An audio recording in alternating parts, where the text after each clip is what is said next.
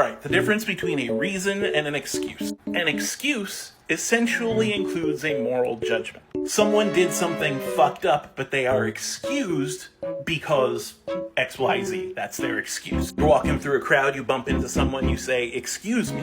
Normally, bumping into someone could be looked at as aggressive, but you say, "Excuse me," because it was an accident. Basically, that is your excuse.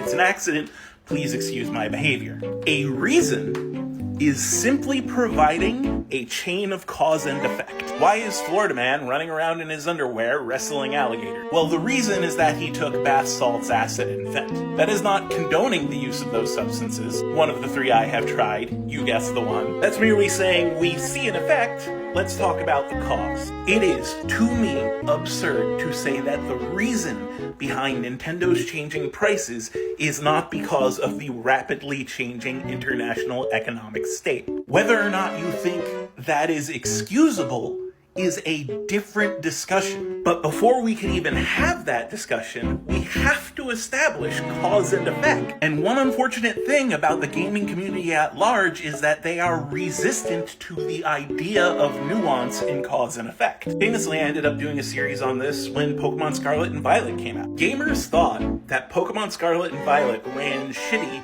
either because the developers were incompetent or were maliciously evil and just giving them a bad product just cause they could go mwahaha. In actuality, there were a lot of reasons for that. The Switch hardware was outdated, the company was already working on crunch time, Game Freak made a decision to make the game run worse so that it could have a longer draw distance, and they assumed that their core market probably wouldn't care that much and it wouldn't affect sales. That's the nuance, that's the reason. Whether or not you think that's excusable is a whole other discussion. And I was trying to get people to have that discussion. I was trying to get people to question, is it reasonable to make a game that performs this poorly in trade-off for the other things they got, like a long draw distance? But it was impossible to have that discussion because everyone believed that Game Freak could make any video game they want that looked however they wanted,